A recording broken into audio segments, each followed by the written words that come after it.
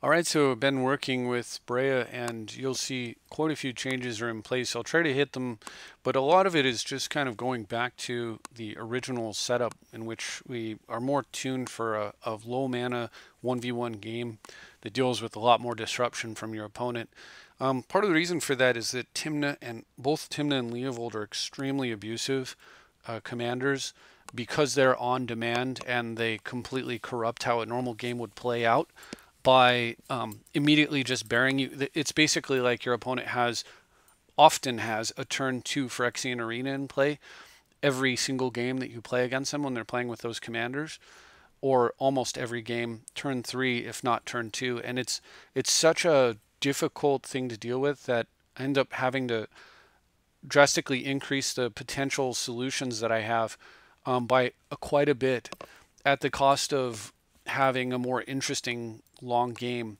So all those changes really involve a couple different things. First of all, low mana interactive cards that would hopefully prevent a card like Leovold from hitting the table to begin with. So for that, I put Mana Vault, or I end up going with the Mana Tithe Force Spike thing. I'm not a fan of these cards. I don't like these cards. However, I'm also running Pyroblast and Red Blast main, and the thing about it is if I'm going to run two cards that might do nothing against a green deck, then I'll also run two cards that might do something against a green deck when all four of them are what I need for the other match. So this is four different ways to keep a Leovold off the table, and it's two ways to keep a Tymna off the table, but also two ways to maybe kill his turn 2, what is it, Crom? No, the other one, the green-blue one. So you can Pyroblast that thing so that if you can't keep the Tymna off the table, maybe you can find some time before you get hit right away where he's not drawing a card the turn he casts it. So so with those four cards added to the deck, other changes, I had to cut all the big mana out. The other changes, I up the number of wrath effects, so Fire Covenant and Supreme Verdict both in there. This is, funny enough, as many or more wraths than I had when I was playing against vampires, of all things. But unfortunately, with vampires out of the format, my assumption that we wouldn't have to play so many wrath effects really doesn't turn out to be the case because of Tymna and Leovold. If you can't keep them off the table, you need to get them off the table fast. And it sucks really bad to Fire Covenant against Leovold, so the Supreme Verdict is here to support. While on the other hand, Fire Covenant is wonderful against Tymna because it allows you to do it. They play the Tymna and attack, and you can get it off the board before they get their card. So having said that, either one of these cards can be good against the other deck, just not anywhere near as much. For example, Fire Covenant against Leo, the more things you target over there, the more cards are going to draw to replace whatever it is that you're killing. Sometimes it might be worth it, but certainly if you're taking out a Leovold, it's worth it. But it's also painful in a number of different ways. So there's that. Now, for Supreme Verdict to come into the deck, I wanted to add a second Plains. Previously, I want to add a basic Plains that you can land tax for. And so I was going to add just one basic Plains that you could tax for and then Flagstones of Trocare. But what I kind of realized after a while, and it took a while for it all to click, was that Flagstones of Trocare is really cool when you Armageddon it away and get a land. But the truth of the matter is if you're resolving Armageddon, you're going to win that game. Because you're not going to play it if it's going to cause you to lose the game. And having one more land is just win more. It's win more stuff.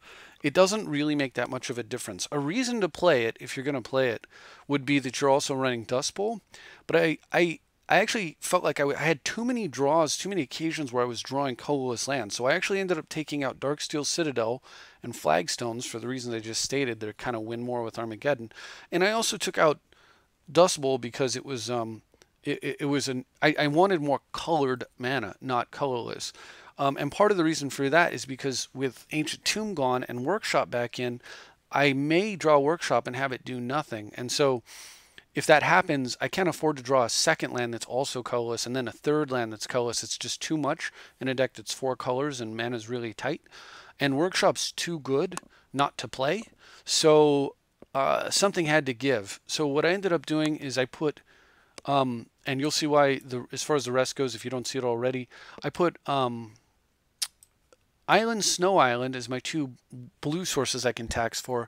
Plains which originally I just had this, I had triple island, then I moved to double island plains because I assume if you have a land tax, you've got one white, so you needed a second white to support Supreme Verdict. But for the reasons I stated earlier, I actually ended up putting in, my other white was flagstones, and I realized I didn't really care as much for that, and I went ahead and put in snow-covered plains. I wanted to have 4 taxable lands. That was the other thing, because I feel like it's just so much stronger if you can just, if you can, the difference between 4 and 3 is pretty noticeable, because sometimes you want to throw away lands for like Dak Faden and stuff, so, and still have, like, you want to play a land and you want to throw 2 of them away to Dak Faden, and you still want to have a land that you might be able to scroll rack with later or something along those lines. So having 4 is just really, really nice. And also, it's when you draw one land, like you draw one land and then you resolve a tax and you only have 2 lands to fetch, it feels bad because you can't get 3 cards, which like you should. Whereas with 4 lands, if you draw 1, it's okay. You don't feel so bad, and you can still go get 3 lands if you resolve your tax effect. So going along with this, I also swapped in, replacing the Darksteel Citadel, a Urborg. And so the Urborg turns all these into dual lands, and it also makes this extra quantity of basic lands a little bit less painful as well. So, you know, these are now undergrounds and scrublands, right? So Urborg as well is a card that works very nicely with the workshop as a way to give us redundant defense against those times where you have a workshop but no artifacts, nothing to do with it. We already had the chromatic lantern to make workshop do something when we didn't have artifacts, and then workshop Urborg's just a second way to do it, and it's a way you can fetch with map if you just really, really need. For example, you have all 4. You have like 4 mana out in a workshop, and you really need 6 mana on the next turn for some reason. You might, like, for example, have Factor Fiction and a counterspell, or Armageddon and a counterspell, and you want to be able to resolve all of it. So you might fetch an end of turn Urborg with Expedition Map so that you can play it, and now Workshop and Urborg will tap for 2 and pay for that Armageddon and still give you enough mana you can now like counterspell, for example.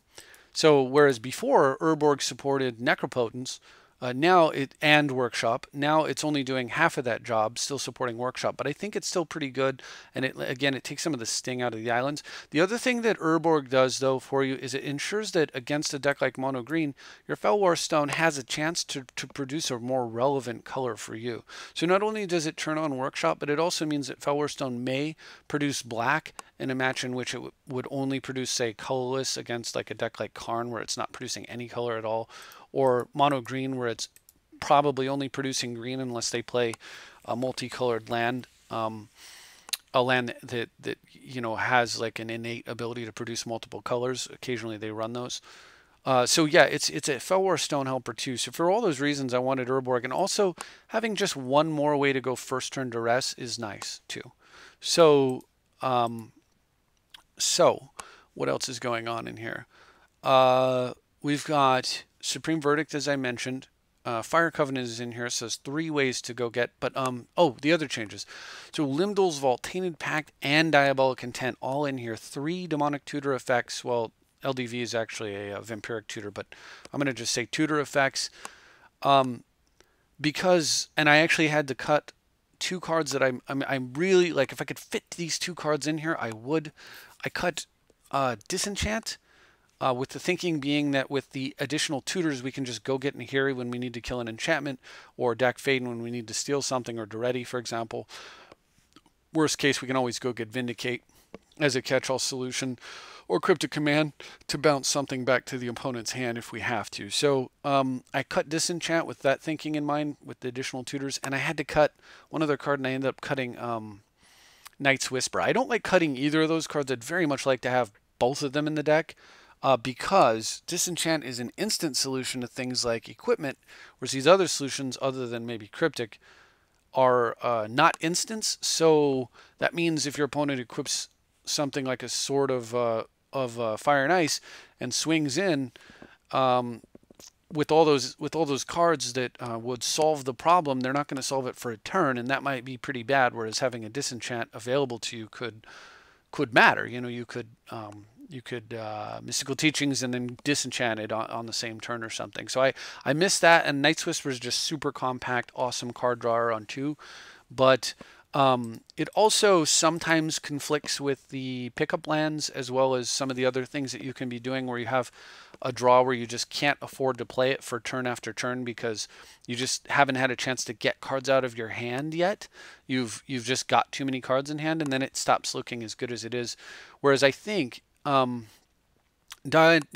Intent, although it has the drawback of sacking a creature, you can usually you can spare a flyer with Breya, not to worry about it, and rarely, or say Duretti, and then rarely you can turn it into an upside where you have a Trinket Mage equipped with a Skull Clamp and you sack it and get 2 cards, or you have stolen something with Vedalken Shackles, which you can then sacrifice to go fetch whatever is going to be useful to you later on, potentially untapping Shackles and repeating.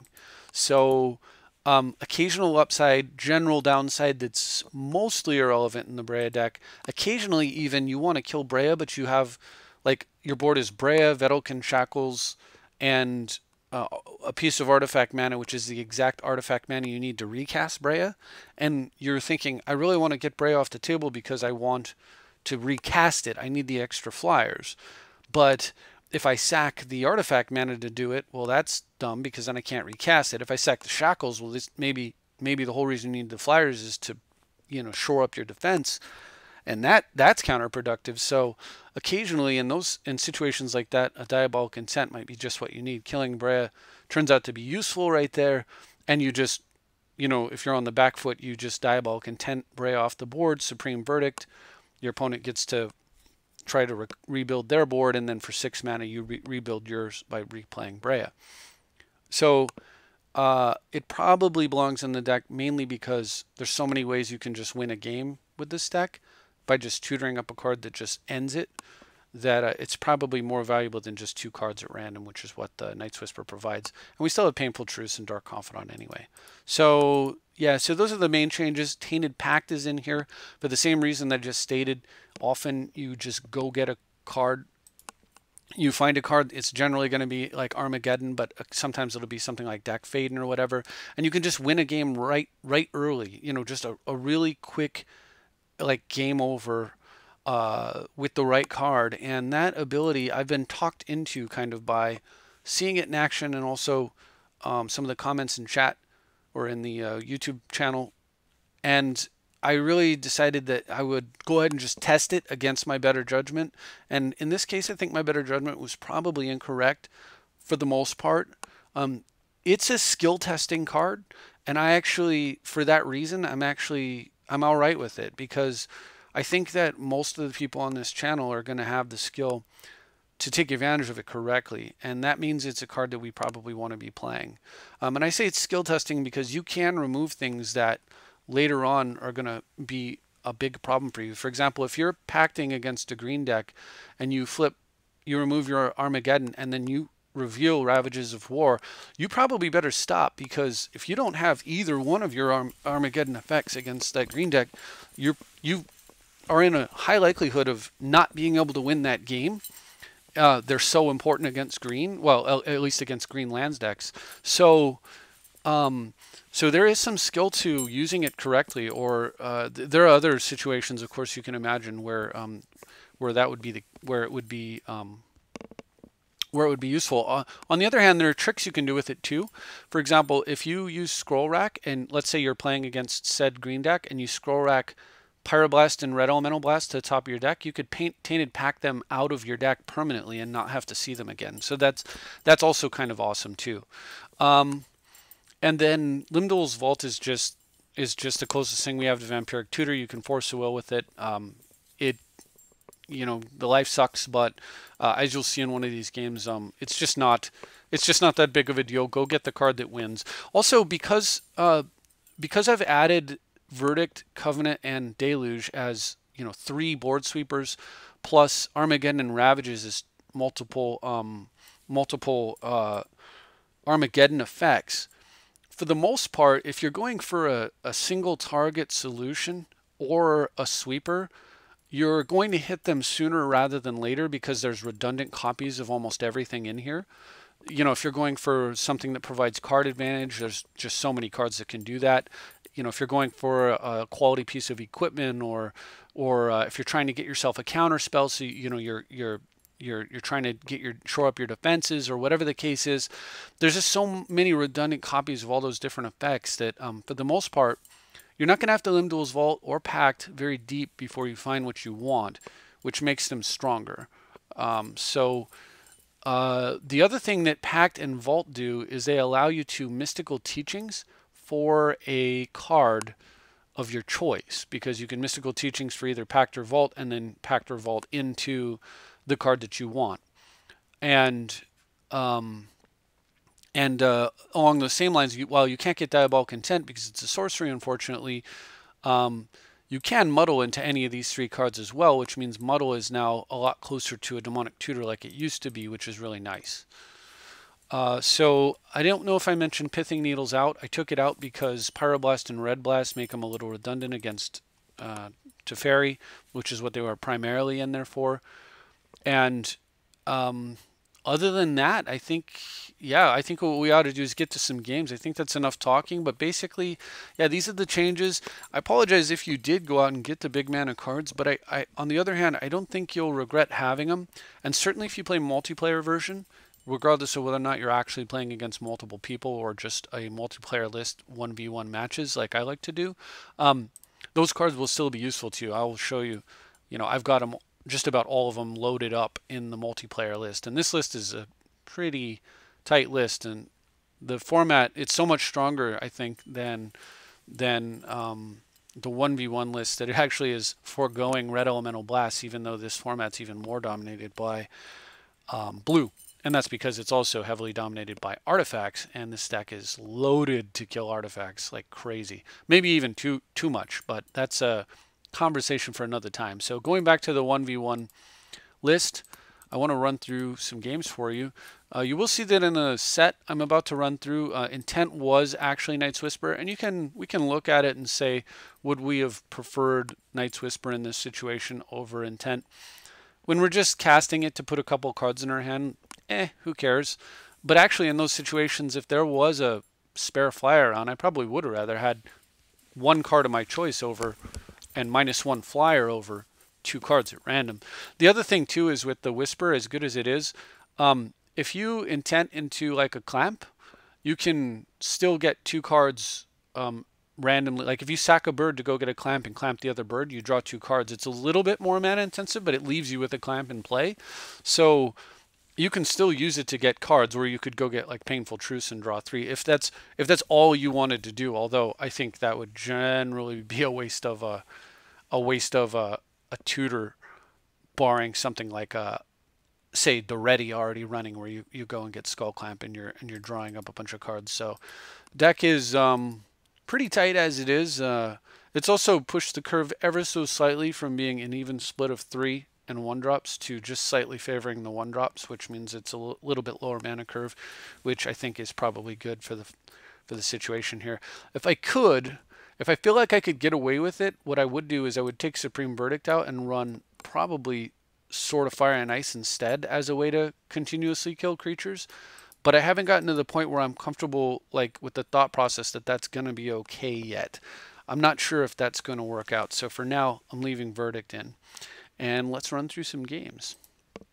So I will apologize. I do not have the 5-0 that I did before. As it turns out, this is the second time I've gone 5-0. So as you'll see, well, I'm going to jump back to the lobby real quick. As you'll see in the leagues details, yeah. So I picked up 2 wins. But I don't know where in all this mess they're actually at. I wish I did. Yeah, I don't actually know which set of 5 here was the one, and too much time has passed. So I'm gonna look through and see if I can figure it out. But for now, I'll just show you the last 5 that I did, and which starts with Paper Magic EDH here. and then I'll have to save that other set for maybe another video. Of course, this list is, like I said, it's correct down to just one or two cards. Darksteel Citadel was still in here, and look how much better Urborg would be than Darksteel Citadel, right? I mean, dang, I wish I was an Urborg in this opening hand here. It's just not, and this happens a lot. Like, the benefits of Darksteel Citadel also went way down with Tezzeret and Whir out, because you used to be able to Whir for 3 and go get Darksteel so you could ramp up to 5 mana, or you could Tezzeret for it and then follow up by Tezzereting for an Opal. But now that both of those cards are gone, the Darksteel Citadel, I think, is another reason to cut it. Anyway, luckily I did see a way to possibly produce. I saw a Lantern on top, a way to fix my mana situation. So I'm going to lead off here, taking a risk with an Ancestral, and my opponent's got Exploration, which is so bad. He's playing Titania. Like, the green decks, when they get cards like that, it's just awful to have to deal with, because it puts them so far ahead when they're on mana, like mana on board, when they are decks that run way too many lands, which most of them do. But they run way too many lands with the expectation that it's going to work out for them. So here, luckily, I did draw a Remand, which stalls me for a little bit. Found a Swords to Plowshares that could be useful. And with that in mind, I'm actually going to go ahead and throw down Lantern. And I think I'm going to pass here because I have Pierce and Swords up, as well as Tithe. And I was hoping right there that my opponent would just run his commander directly into a Mana Tithe, but he's still got tons and tons of lands. So I plow the commander with the return effect on the stack so that it will not, he won't be able to sack the Crystal Vein and get a 5/3 immediately. And I find a beautiful hand of 3 cards there. I get to take the Natural Affinity out of his stack and then run out a Dark Confidant sitting on a Tainted Pact. And look how powerful it feels to have Tainted Pact right here. You know, my opponent's using Scavenging Ooze to clear out my graveyard, but, you know, of course I'm not caring because, yeah, why would I? And I mean, look how amazing it is to know that if I need to, I can pact it directly into something. So I was just so impressed by this, that how much better it makes a deck just having. I mean, an instant speed Demonic Tutor is kind of crazy. And while it doesn't tutor for exactly what you want, but it always tutors for exactly what you need. All right, so my opponent here is I'm actually going to Mana Tithe a card, even though my opponent has 9 mana in play. Luckily, it's his commander. And because my opponent's attacking Jace and I'm a little low on life, and I had Pact, I was planning to Pact into an Armageddon, but I naturally drew it off the Jace, so I just drew it. And as you can see here, this is exactly what I was talking about.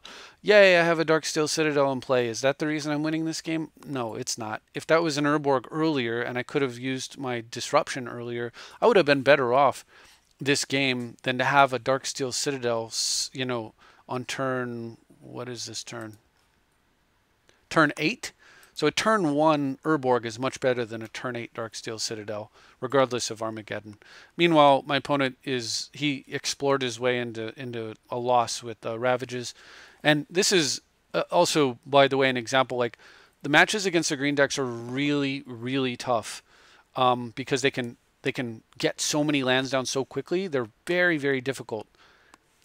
However, if you can get an Armageddon effect, that advantage of theirs turns into a liability and makes the match pretty easy. This is clearly a game that's just locked down, so I'm going to just keep talking. And it's kind of weird that, I guess because it's a tournament, my opponent's not scooping, so I'm just going to continue. Yeah, and then he kind of gives up here on the Fact or Fiction, so I guess he just wanted me to finish him off, or was trying to be nice to me. Anyway, so my point is that having all these extra tutors, it just feels so amazing because it's 5 ways to Armageddon. And if you look at Mystical Teachings, Merchant Scroll, and Muddle, which all can go get one of the tutors or both, it's actually 8 ways. You have 8 ways to Armageddon, which makes the deck consistent again, which is what you need to be. You just cannot play control if you're not consistent. Like, a control deck that's just randomly drawing, oh, look, I have my toolbox of solutions and I drew all the wrong answers for all the wrong threats, is just awful, right? The whole reason to play control is to be able to make meaningful decisions that have an impact on the outcome of the game. Like, you're playing because you don't want to be the victim of fate. You want to be the master of your own destiny. So it's really nice having these. Extra draw effects here, because I know that my opponent. Well, first of all, I can daze to stop anything he could do, but secondly, Breya damage there. I was able to get.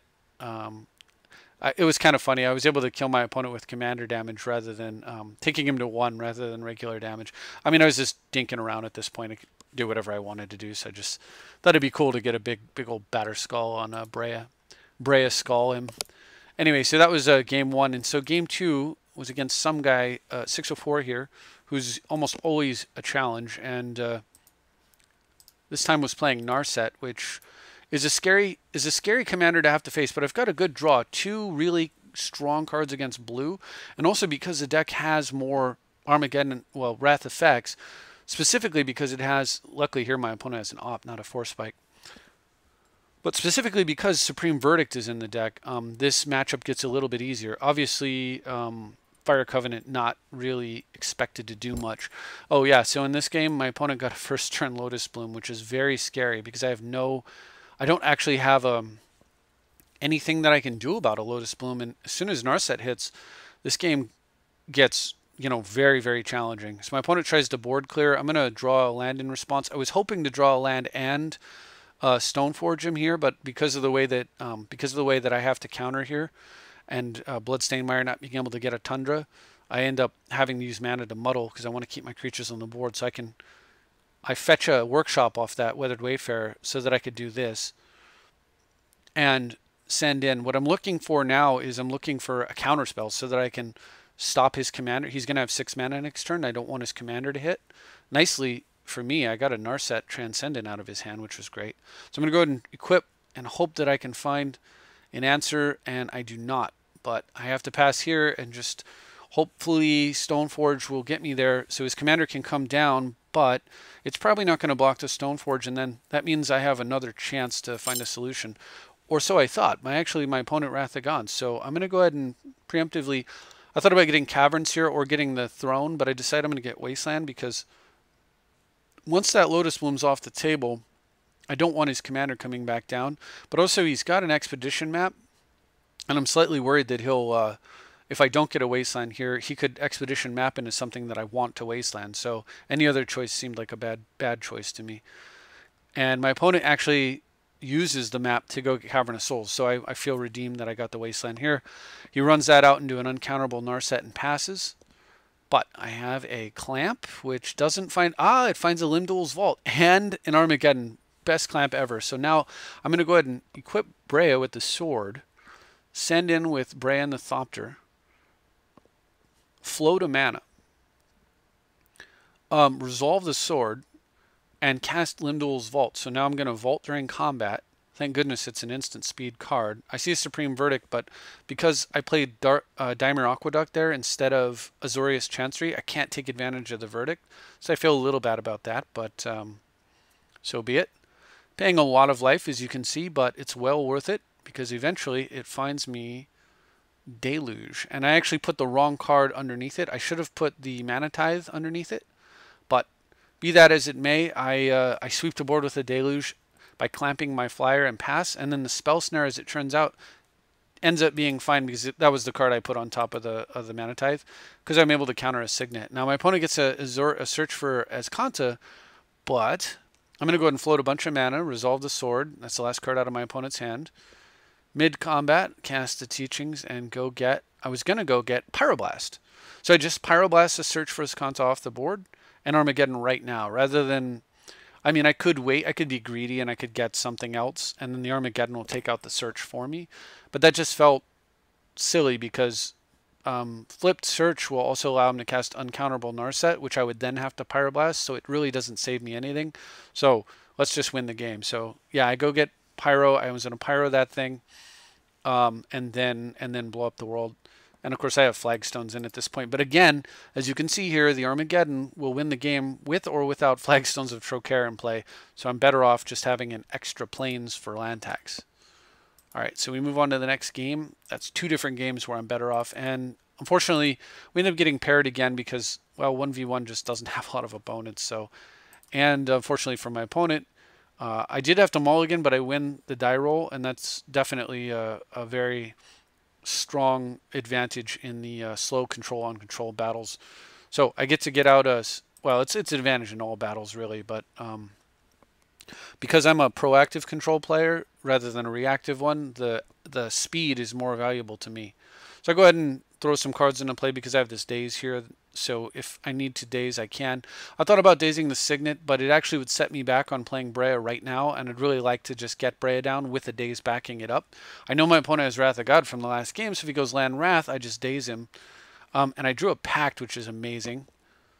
Instead, he's got Dak Faden, so I'm wondering if that was a mistake. But I've got Pact, which means I can go get a solution. So I could go get Dak Faden here if I want to. But when I draw the Factor Fiction, I decide, let's see if I can just find something good. He splits out Mana Leak and a land, so I go ahead and take Leak Land. And I'm going to attack and kill Dak Faden.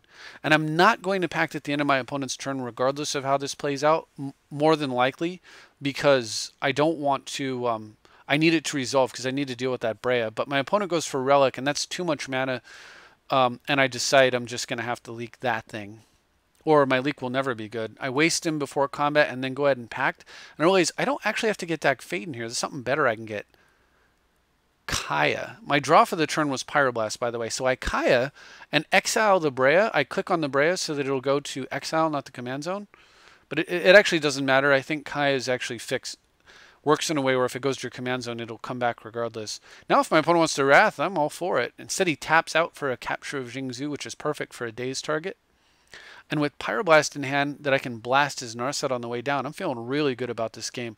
I Kaya away a card from my opponent's hand. Thoughtseize the next card out of his hand. He scoops, and I'm about to... I drew a Painful Truce off the Kaya, and I'm about to draw 3 more and then Pyroblast his commander. This game is absolutely over, folks. But before it gets to that point, my opponent scoops here. So kind of a cool thing. So again, Tainted Pact, it ended up exiling Scroll Rack, Merchant Scroll, Force Spike, Vindicate. So yeah, a little bit more of a skill tester, but what a neat card. Again, I thought it was going to pack for Dak Faden. There were lots of cards that could have worked there. I could have got Cryptic Command and bounced my commander. I could have got Pyroblast and just smoked it. I could have got Duretti and killed it and had a body left over. Or I could have got Kaya as I did. So there were so many options there that it shows how Tainted Pact, just having that ability to find one of them is pretty nice. So I suppose I could have gotten STP and a couple of other options as well. So Dyth, but ideally, if you're going to tutor, you want to, or search, you want to search for something that doesn't just improve your, like prevent your opponent from, you don't want something that provides parity, you want something that provides advantage is what I'm trying to get at. So Swords to Plowshares effect, while it provides parity, is nowhere near as good as a card that just provides advantage. Here's a game where I keep against Lazav. I thought about getting a white-black here, but then decided I was going to get blue-white because I had a counterspell and I wasn't sure what might happen.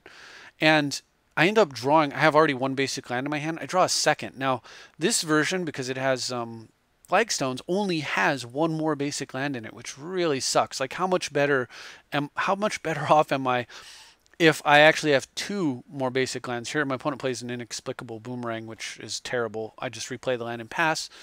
He Compulsive Research. I let him have that. If he wants to discard, if he wants to play a land here, and he does. So that basically, no, I'm gonna complete both of these thoughts. Basically, the first thought is if I had 2 lands here, I would have an extra one for the Armageddon that I want to follow up with. And secondly, if I had 2 lands here, I could have 2 lands for a Forbid. Now, having said all that, I do not. And then on my opponent's turn, he Compulsive Research is throwing away a land, which I'm very happy about because I'm holding Armageddon. And of course, I want to make that as painful as possible for my opponent. So less lands in his hand now means less lands later, potentially. So on his turn, he plays a Lazav in response to the Karn that I got down, but that just lets me play Breya and make a giant 6/6 blocker. Here I had Knight's Whisper, but wouldn't it have been nicer if that Knight's... And I drew like a couple cards, that's great, but wouldn't it have been nicer for me if that card instead had been Sacrifice a Thopter, go put Force of Will in your hand, and then cast Armageddon? I absolutely would have much preferred a Demonic Tutor effect. So in every case, in all of these games, the cards that I put in were shown to have been better than the cards that I took out in 100% of the circumstances in which I drew them. And that to me is a really good sign. So it feels like, we're on the right track here. Of course, double I Armageddon here because Thassa could make his Lazav unblockable and then he could kill Karn, and I really wanted to continue to hit that Karn for either cards or threats. And the thing is, also with the Armageddon firing off, this is just an insane amount of pressure to be able to put on my opponent. I can attack for 16 damage with Construct Breya, leaving 2 Thopters back, or 17 if I send in a Thopter. If he swings in to kill Karn, I just let it happen and then attack for 17 and kill 18 and kill him. Like from this point in time, like my opponent would need some kind of removal for a construct, like a Fatal Push, for example, and then still would be in a really bad spot because he really wouldn't be able to afford to attack Karn because he'd have to chump, and Karn would just produce another replacement construct, and we'd continue to press for a victory. So Karn, I swear this combo of Karn and Armageddon is just absolutely phenomenal. Like I really think that it's possible that Karnageddon here, like a blue-white control deck with As Foretold and Karn and Armageddon, probably land tax and a few other things, but like you could make a really, really tight blue-white control deck and Legacy built around this. I think it's got all the tools you need, tons of cheap counters. You've got a billion force spikes if you're worried about the early game. You've got Swords of the Plowshares, tons of mana advantage cards. You can even run things like Mox Diamond, land tax, and tax rack if you want to put that together. Like, what a sweet deck. And also, of course, As Foretold and Ancestrals. I'm actually really tempted to build a Legacy deck because of how much Karn excites me about just how good he is at winning a game. And of course, if you did run that build with all the Moxes and the Scroll Rack and stuff, and probably with you'd run the Talisman as well. So you'd run Mox Diamond and Talisman of Progress.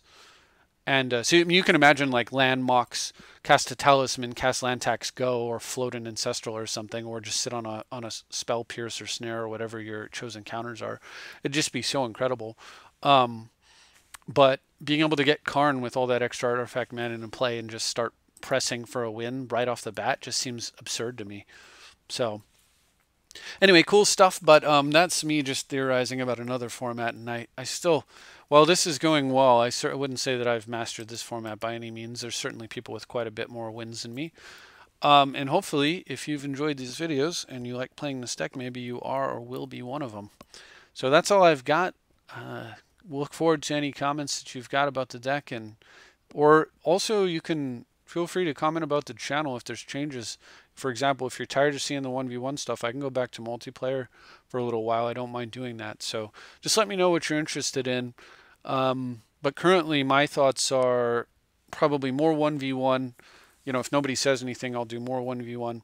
I'll do more, most likely more, I'm actually interested in Pauper because I think it's an affordable format that I can get into where I can play control the way that I like. It lends itself very well to that. And then also, like I said, maybe it's a stretch, but maybe Legacy. It would be, I think, very interesting, certainly.